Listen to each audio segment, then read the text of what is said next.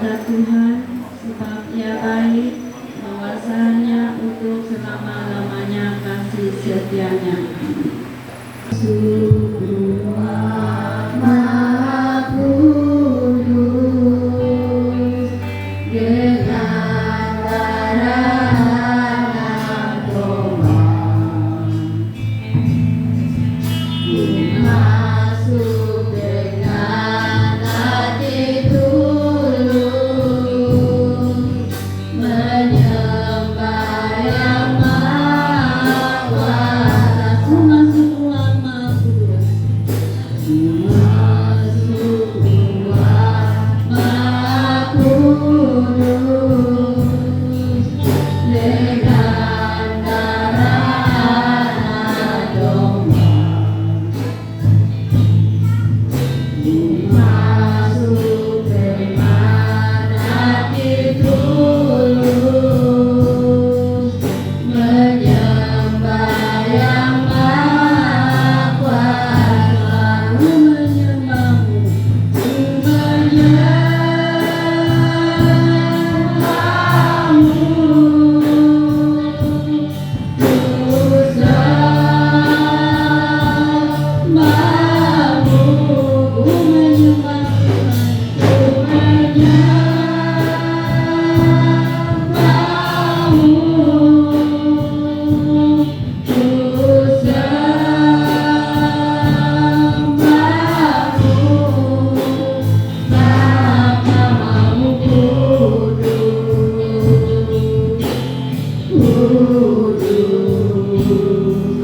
Menyembahmu, masuk ruang Maha Kudus dengan sikap doa kita.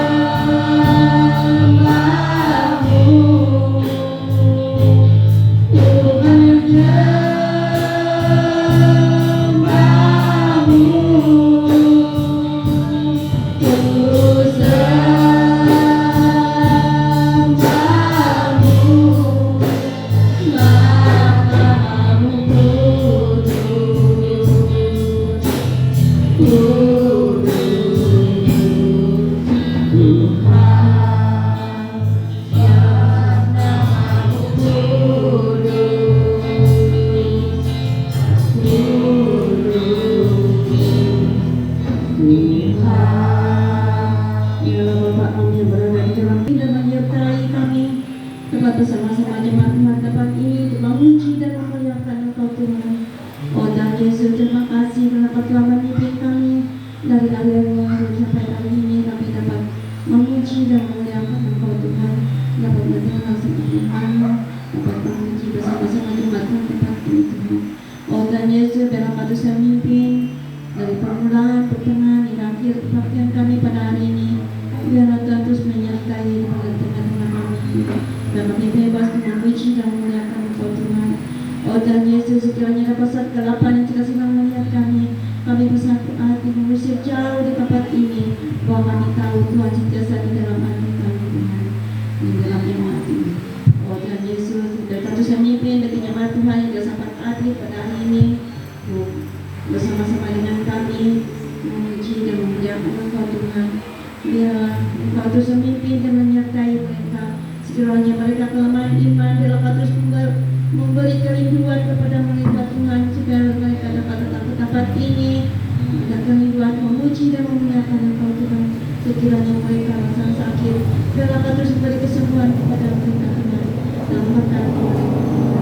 Oh Tuhan Yesus, kami juga menyembah Tuhan sedang berjalan untuk pergi ke tempat ini, dan Kau terus memimpin perjalanan mereka Tuhan. Kami pada hari ini hanya dalam nama Yesus saja menjadi Tuhan selamat kami. Amin.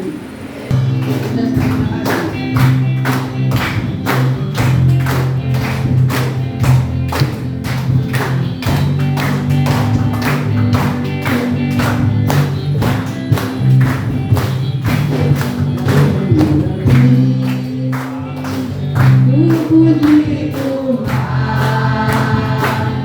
kita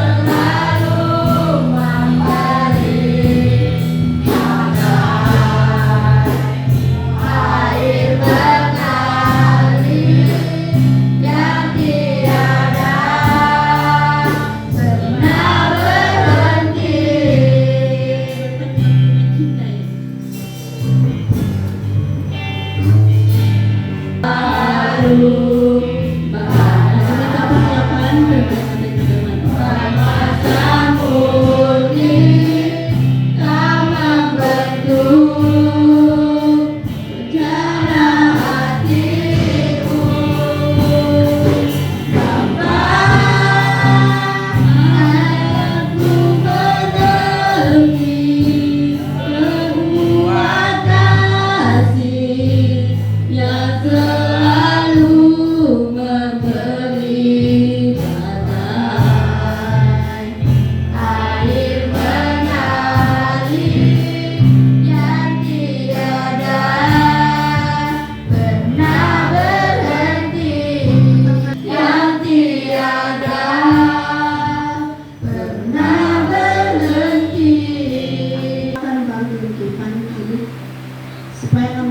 mengandalkan Engkau dalam pribadi kami masing-masing. Dan biar kami menjadi saksi bagi banyak orang. Saat ini Tuhan, berkati kami yang mendengar sabda firman-Mu. Hamba berdoa untuk hamba-Mu sendiri. Hamba-Mu tidak punya apa-apa. Hamba-Mu saat ini Tuhan mau mengosongkan hati hamba-Mu.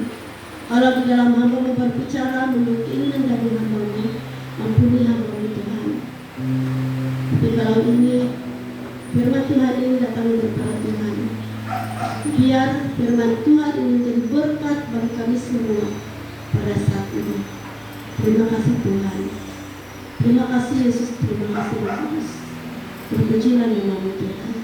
Haleluya. Di dalam nama Yesus saya berdoa. Amin. Matius pasal 1 ayat 3 sehingga ayat yang kelima. Tajuk besar di atas, ucapan syukur dan nasihat untuk bertekun.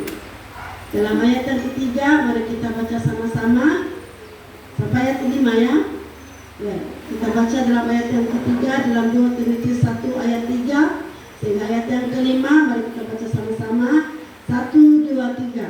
Aku mengucap syukur kepada Allah yang kulayani dengan hati nurani yang murni seperti yang dilakukan nenek moyangku. Dan selalu aku mengingat Engkau dalam permohonanku baik siang maupun malam. Dan apabila aku terkenang akan air mata-Mu yang Kau cucurkan, aku ingin melihat Engkau kembali supaya penuhlah sukacitaku. Dan tema terakhir, ingat akan iman-Mu yang tulus ikhlas, yaitu iman yang pertama-tama hidup di dalam nenekmu Louis dan di dalam iman ibumu Yunike, dan yang akan aku yakin hidup juga di dalam dirimu. Sesama sebut nama seorang perempuan.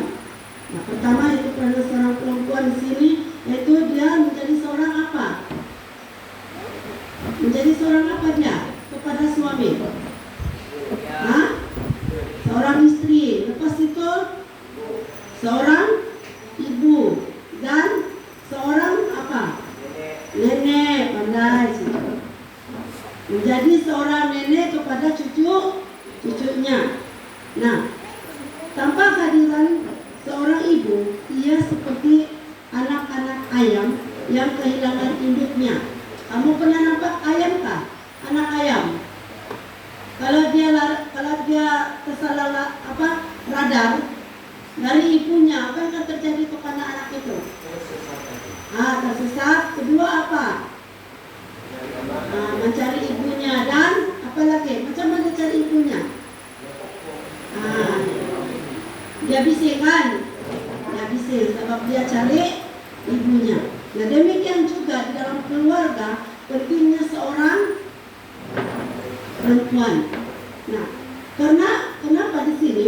Yaitu bukan juga pentingnya seorang perempuan, lelaki pun penting juga kan, sebab mencari nafkah. Tetapi kita mau belajar hari ini yaitu peranan seorang perempuan berbanding kepada suami, siapa yang lebih berat tanggung jawabnya?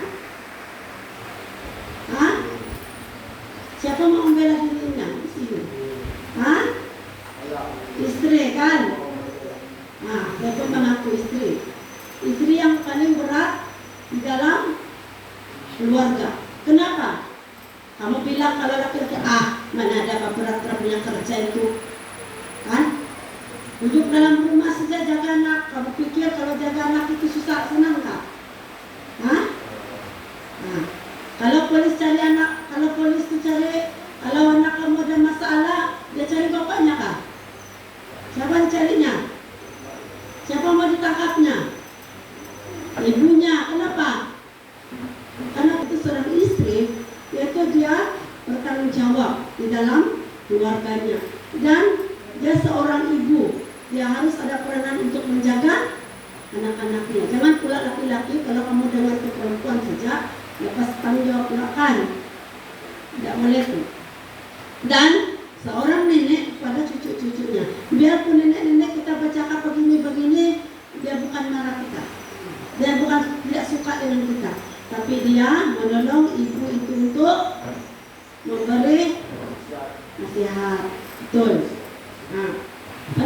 itu, tanpa kehadiran seorang ibu, ia seperti anak-anak ayam yang kehilangan induknya. Nah, yang kedua yaitu tugas seorang ibu. Apa tugas seorang ibu? Apa tugas seorang ibu? Hah? Memasak saja. Lelakinya boleh memasak tak? Nah, cuci kain. Perempuan saja. Lelakinya boleh cuci kain. Asal lihat tangannya.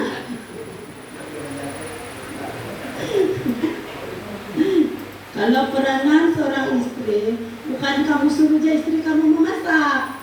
Jangan bukan pula kamu suruh istrinya buat kerja semua sebab kamu bekerja. Kan kita sudah berumah tangga, apa yang harus kita buat? Bekerja sama. Kalau pula si istri sejak duduk, ada hal-hal penting yang ada di dalam seorang ibu yang tiada dalam laki-laki.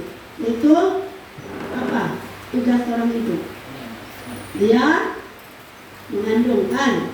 Adakah semua laki-laki? Adakah menampak laki-laki mengandung? Kan? Walaupun dia dan menyusu. Adakah kamu nampak si suami menyusu anaknya? Tidak pernah, kan? Itulah istimewanya seorang istri. Oleh kata di situ, yaitu itu adalah kelebihan seorang perempuan. Tetapi ingat, ini kita perempuan, kita ingat, kita sebagai perempuan, kita tidak boleh angkuh dan sombong, melainkan kita selalu harus mengucap syukur kepada Tuhan, karena Tuhan itu luar biasa adanya. Selalu mengucap syukur kepada Tuhan, karena Tuhan itu luar biasa di dalam kehidupan kita. Nah, apa yang dikatakan di sini lagi? Yaitu menjadi berkat kepada suami, anak-anak, dan keluarga. Istri, tugas istri adalah menjadi berkat kepada suami, anak-anak, dan keluarga. Dan hal yang ketiga, itu kita melihat di dalam firman Tuhan dalam 2 Timotius 1 ini, ayat 3 sehingga ayat yang kelima ini. Dia berkata di situ bahwa pelayanan Rasul Paulus dan Timotius. Kita lihat dalam firman Tuhan ini apa yang dikatakan di situ. Rasul Paulus melihat iman siapa? Siapa neneknya itu namanya? Nenek si Timotius siapa namanya? Hah? Menike? Neneknya? Siapa? Lo? Siapa tadi? Neneknya? Itu ibunya. Ibunya siapa? Niki. Tapi bilang apa? Inuke. Bilang. Tapi ini di sini kalau kita punya apa sebutan kita Niki. Tetapi neneknya si Louis. Nah, Rasul Paulus melihat iman yang ada pada Louis dan Niki. Dan dia berkata di situ pelayanan Rasul Paulus dan Timotius. Paulus adalah senior, Timotius di dalam pelayanan. Kamu tahu apa itu senior? Ketua si Timotius. Timotius ini adalah seorang yang masih muda. Nah, kalau muda-muda, aku bilang saya masih muda, belum lagi boleh melayani. Tetapi kenapa si Timotius dipakai Tuhan di dalam pelayanan? Dan Paulus memuji nenek Timotius, yaitu Lois dan ibunya, karena membentuk Timotius menjadi seorang anak muda yang hidup di dalam pelayanan. Nah, bermula daripada siapa? Timotius ini melayani Tuhan. Bermula daripada didikan siapa? Daripada neneknya dan ibunya. Nah, kita tahu bahwa Lois dan Niki tinggal di mereka tinggal di Listra. Tetapi Rasul Paulus melihat bagaimana iman nenek dan ibu Timotius, sehingga Timotius menjadi seorang pelayan Tuhan. Jadi muda-mudi, ini dalam muda-mudi. Jangan kamu pikir bahwa kamu masih muda, kamu belum layak untuk melayani Tuhan. Kamu layak sebenarnya. Kamu adalah Timotius. Timotius itu adalah kamu. Kamu adalah tulang belakang gereja. Kan? Siapa kamu harap yang sudah mulai sudah macam bilang si mendiang dari terbit ke terbenam, apa maksudnya itu? Dia punya matahari sudah mulai tenggelam. Nah, demikian juga bukan saya katakan bahwa veteran-veteran ini iman mereka sudah mulai kurang. Tidak. Tetapi kalau mungkin berjalan di dalam pelayanan sudah mulai kurang. Jadi siapa yang harus kita didik? Siapa yang harus kita dorong patat mereka untuk pergi melayani? Anak-anak muda. Siapa anak-anak muda itu? Adalah Timotius, kan? Kamu adalah Timotius itu. Muda-mudi adalah Timotius itu. Dan kami ini adalah Rasul Paulus yang hanya boleh menasihat, yang boleh membawa kamu tempat yang harus kita untuk menjalankan pelayanan kita. Oleh sebab itu, di dalam firman Tuhan ini kita harus bekerja sama di dalam kehidupan kita. Kita tahu bahwa peranan seorang ibu itu sangat penting di dalam keluarga. Jadi bagaimana peranan kita sebagai orang Kristen di dalam gereja? Yesus adalah ibu kita. Dia sengsara, tetapi dia tidak pernah mengeluh. Pernah Yesus mengeluh, kamu yang berdosa, kamulah yang dihukum, bilang? Ada Yesus seperti itu? Kalau kamu lihat dia punya tayangannya, dia tidak seperti itu. Apa yang dia buat? Tuhan dia bilang, kan, ampunilah mereka, karena mereka tidak tahu apa yang mereka buat. Kalau ibu kita menghukum kita, bukan karena mereka tidak sayang dengan kita, tetapi dia mau mengajar kita bagaimana kita harus berdiri di kaki kita sendiri. Saya dengar khotbah itu, dia bilang, kalau masih kecil dia bilang temukan ibu bapak. Kan? Apa yang harus kita katakan kepada mereka? Dia bilang, orang tua itu harus kata, tugas saya hanya untuk memberi kamu pendidikan. Dia bilang, kan? Tetapi selebihnya kalau kamu sudah besar, bilangnya, kamu harus berdiri di kaki kamu sendiri. Sebab kalau orang tua, kalau kami seorang ibu bapak yang sudah tidak lahir, yang sudah tidak ada di dalam dunia ini, dan kami membiarkan anak-anak kami seperti demikian, mereka boleh berdikah, mereka boleh berdiri di kaki mereka sendiri. Dia berkata, bilangnya sama perempuan itu, ibu, dia bilangnya, kami tidak susah bang, dia bilangnya, kami banyak duit. Anak-anak saya, kalau saya mati pun, dia bilangnya, anak-anak saya tidak susah, dia bilang. Tetapi apa yang dikatakan perempuan itu, saya sudah melihat orang yang banyak duit, bilangnya, sekelip mata aja habis. Jadi kita harus belajar pada pagi ini bahwa segala kemewahan di dalam dunia ini bukan itu satu pegangan dalam kehidupan kita untuk tidak perlu berdiri di kaki sendiri.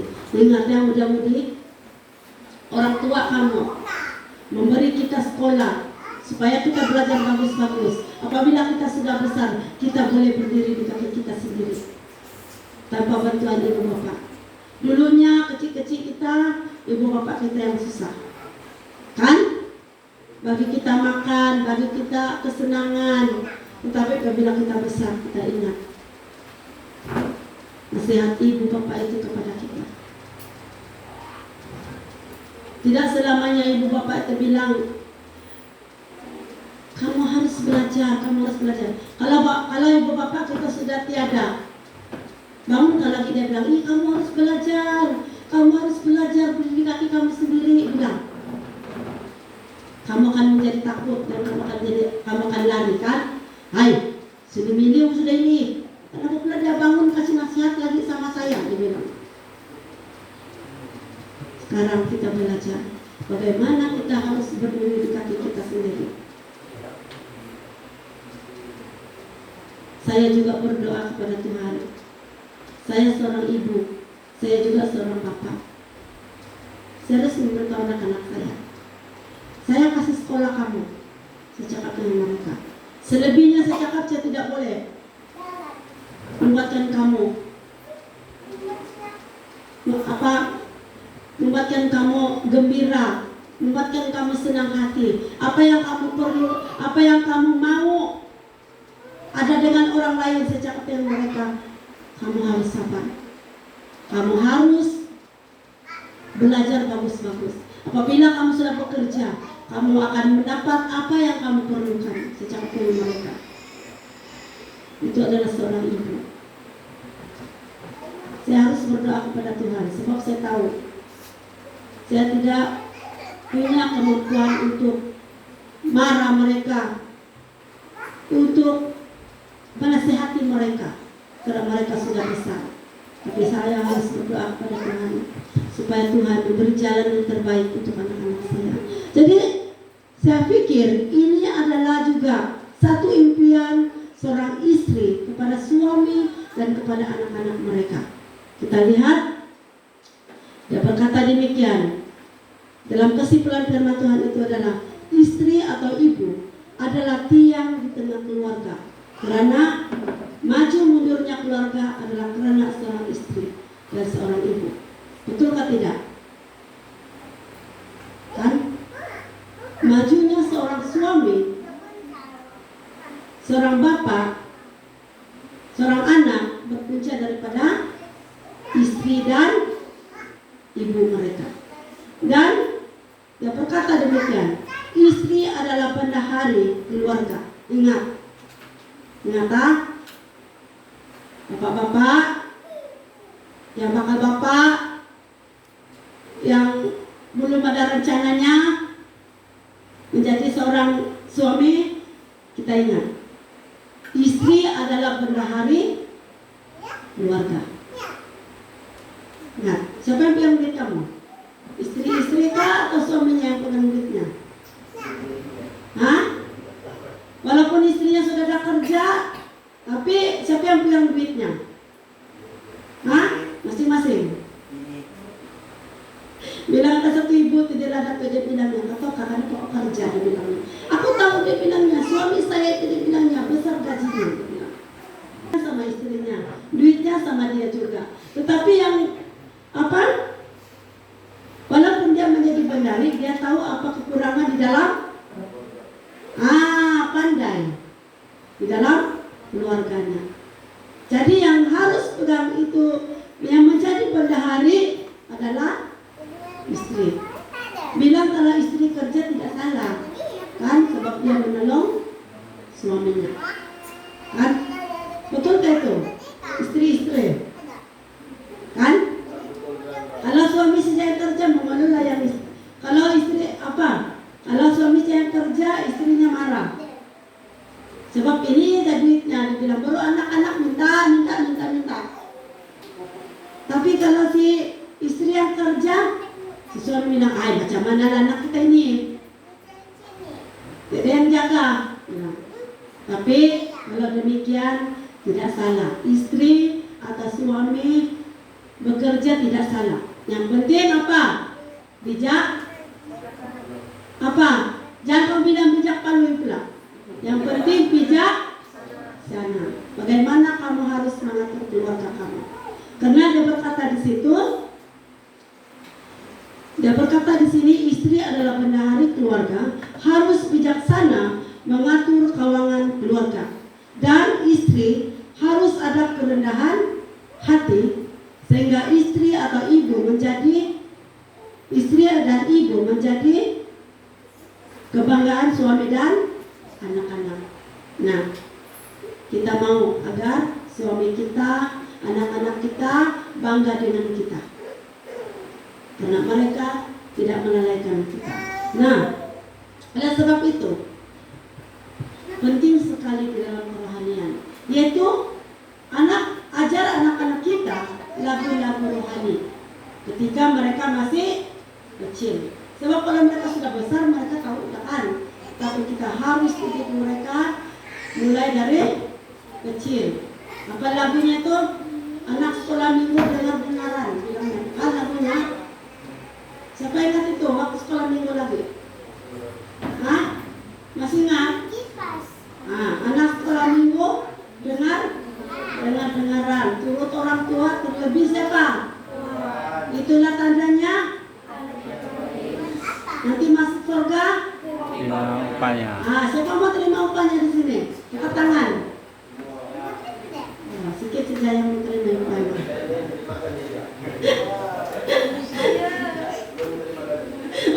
Yang lain belum terima gaji, jadi nama lagi terima upahnya kan? Nama terima upah yang kekal itu. Sebab belum terima gaji di dunia, kan? Pandai ini setelah minggu ini menjawab. Sebab belum terima gajinya di dunia, kan? Tetapi apa yang harus kita terima upah yang penting dalam rohani kita? Mau masuk apa di mana? Masuk surga lah bahkan. Sebab kenapa kita mau terima upahnya? Jadi anak-anak sekolah minggu itu sudah diajar oleh orang tuanya bagaimana mereka harus mendidik secara rohani. Kalau mungkin kita sudah cukup untuk mendidik mereka secara secara duniawi, tapi kita juga harus menseimbangkannya. Kita harus mengajar anak kita dari kecil, ajar mereka untuk berdoa, ajar mereka tentang firman Tuhan, ajar mereka menyanyi lagu rohani. Walaupun sedikit-sedikit kita suka-suka sejak menyanyi lagu duniawi itu, kita tidak kisahkan. Jangan pula bilang kalau kita sudah duniawi, rohani kita sudah hilang. Tidak semestinya itu. Sebab bilang walaupun kita di dalam gereja, bilang gereja itu bukan rumah kita. Gereja itu ada di dalam hati kita. Dia bilang penampilan kita, pakaian kita itu bukan gereja kita. Tetapi yang gereja kita adalah apa? Hati kita. Dia bilangnya banyak orang rohani di dalam gereja, dia bilangnya. Tetapi mereka menduniawikan hati mereka. Kamu paham kan tuh? Kan? Ada orang giat dalam gereja, tetapi mereka menduniawikan hati mereka. Mereka tidak pernah menggunakan hati mereka untuk dipakai oleh Tuhan. Oleh sebab itu, saya dan saudara pada pagi ini kita belajar bagaimana kita harus menjadi seorang istri, bagaimana kita menjadi seorang ibu yang selalu takut akan Tuhan di dalam kehidupan kita. Oleh sebab itu, dia berkata di sini dalam firman Tuhan itu, yaitu ingat istri, kita sebagai istri, kita sebagai ibu yang banyak menuntut adalah puncak kebutuhan keluarga. Kan? Kadang-kadang istri, ibu banyak menuntut kepada suami dan anak-anak, kan? Banyak menuntut.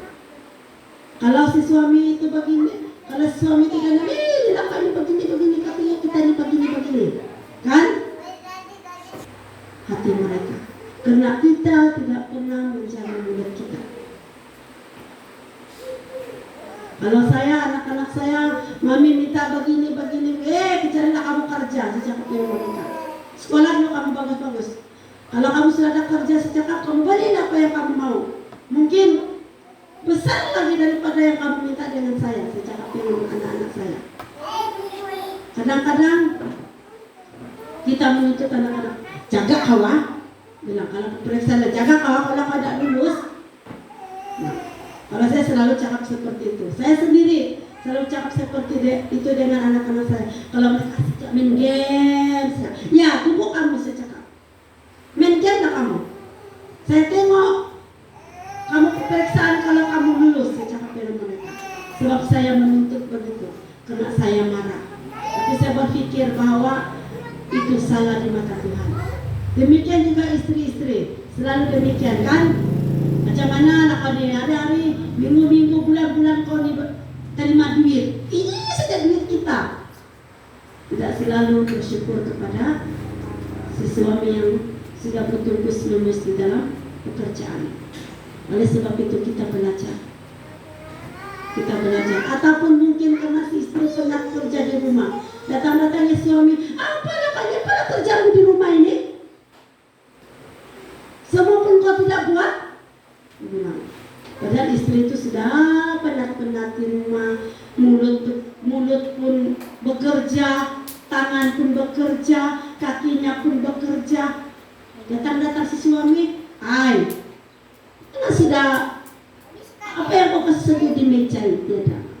Nah, sebaik suami maupun istri harus saling memahami di antara satu dengan yang lain, supaya keruntuhan di dalam keluarga itu tidak akan terjadi. Kan?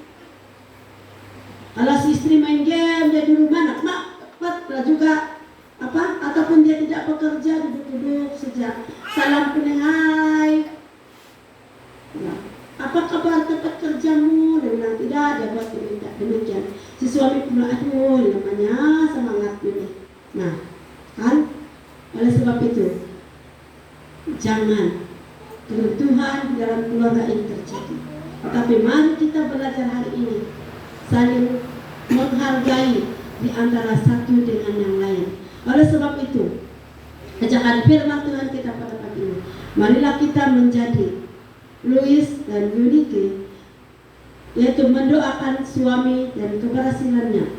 Dalam Amsal 31 ayat 10, mari kita melihat dalam Amsal 31 ayat 10, ayat 15, 23, 25 sehingga ayat yang ke-31. Mari kita sama-sama melihat firman Tuhan kita. Penguat kepada suami kita. Dan apa yang dikatakan di sini, Timotius menjadi kebanggaan karena neneknya Yus dan ibunya Yunike. Marilah kita wariskan kepada anak-anak kita iman kita kepada Tuhan. Oleh sebab itu, biar kita sebagai istri, sebagai ibu menjadi contoh kepada keluarga kita. Demikian juga bagi bapak-bapak, mari kita percaya bahwa istri kita adalah tulang, adalah tiang tengah di dalam keluarga kita. Dan sebagai anak-anak Tuhan, kita harus menghargai ibu kita, karena mereka mendidik kita, menjaga kita dari kecil sehingga kita menjadi orang yang berguna. Mari kita berdoa. Harus kupilih, ku tahu ku tak mampu, ku tahu ku tak sanggup, hanya Kau Tuhan tempat jawabanmu. Aku pun tahu ku tak pernah sendiri, sebab Kau Allah yang menggendongku. Tanganmu menggelaiku, cintamu memuaskanku, Kau mengangkatku ke tempat yang tinggi. Kita gimana cuma berdiri. Sedih pada pagi hari, dan tiada pernah terlambat bersinar. Cintamu seperti sungai yang mengalir, dan kekal betapa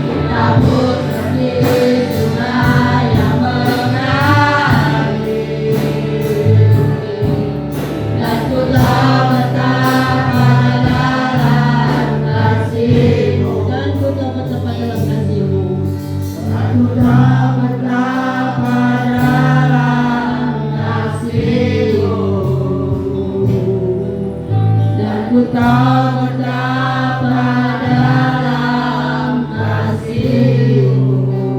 Anak-anak kamu untuk menyambut hari Ibu, walaupun hari ini tidak ada kek, tapi biarlah yang bergelar ibu, pak, nenek-nenek, biarlah melihat bahwa ini adalah hadiah yang terbaik dari sekolah minggu kami. Selalu juga kasih-Mu kan selalu kurasa dalam suka dan duka. Kaulah ibuku, cinta kasihku, terima kasihku takkan pernah terhenti.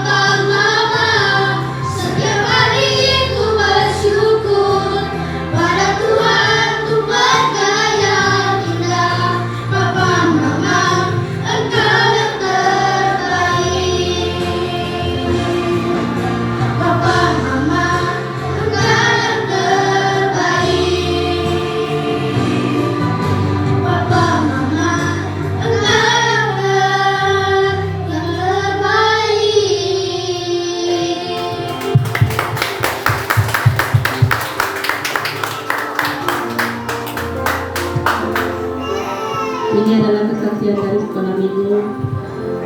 Mereka bertanya, mereka bersedih, kami suruh menyanyi. Kami bilang kamu jangan bersedih. Kamu normal, seandainya kamu menangis, bahwa kamu merasakan kasih Tuhan ke dalam hidup kamu. Sebab kita tahu di sini ada yang tidak ada ibu, ada yang tidak ada bapak senang. Tapi masih ramai yang mengasihi kamu. Jadi inilah kesaksian Tuhan.